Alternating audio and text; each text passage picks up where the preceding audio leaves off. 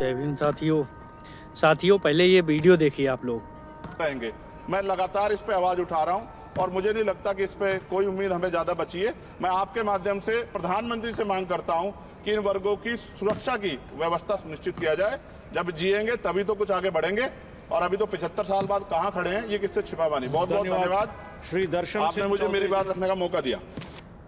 जैसा कि आपने देखा, भाई चंद्रशेखर आज़ाद जी ने SC/ST वर्गों के लिए आवाज़ उठाई कि इनकी सुरक्षा मुलतवी की जाए। प्रधानमंत्री जी से मांग रखी उन्होंने कि इनकी सुरक्षा की व्यवस्था की जाए। इनकी सुरक्षा के लिए आप क्या कर रहे हैं, ये सवाल भी उठाए उन्होंने आज संसद में।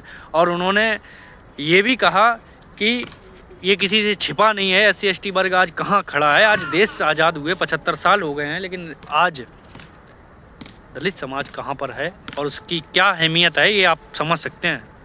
आज भी दलित समाज के साथ, महिलाओं के साथ, दलित समाज की महिलाओं के साथ आज भी NCRP का जो डाटा कहता है, आज भी उनके साथ दुर्व्यवहार बहुत ज़्यादा हो रहा है।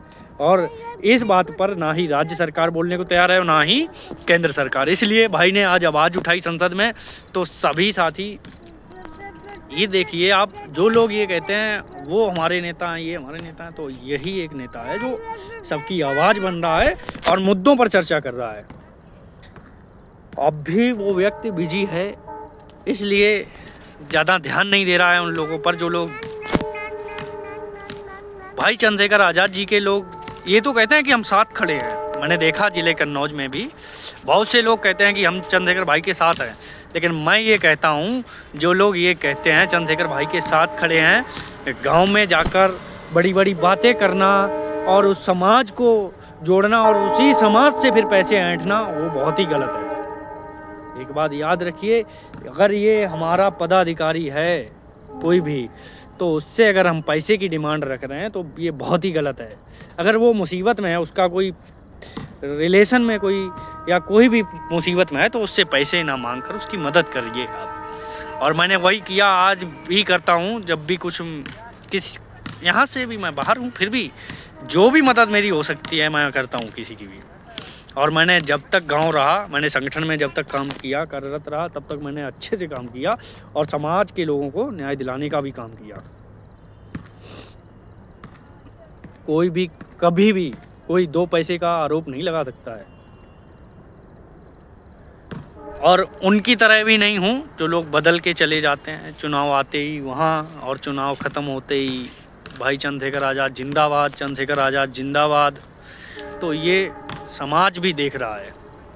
तो इसका मतलब ये है, आप आज़ाद समाज पार्टी को कमज़ोर करने का काम कर रहे हैं और समाज को गुमराह करने का भी काम कर रहे हैं आप।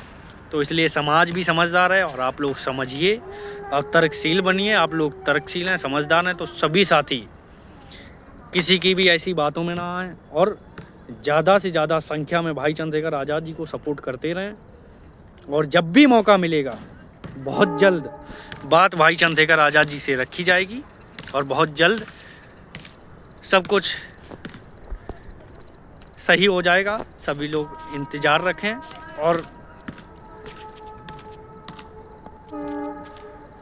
सब्र रखें, क्योंकि मैंने देखा ना,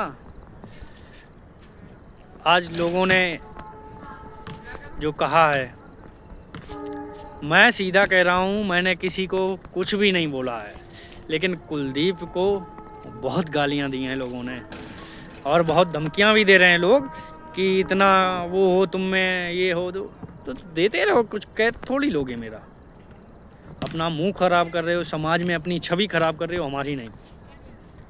हम कल भी 85% समाज के साथ खड़े थे और आज भी खड़े हैं और हमेशा खड़े रहेंगे। तुम्हारे जैसे वो नहीं है, वो समझ गए होगे आप लोग। जय भीम साथियों, और सभी साथी दबा के फॉलो, लाइक और कमेंट करें, ज़्यादा से ज़्यादा चैनल को सब्सक्राइब करें और शेयर करना ना भूलें।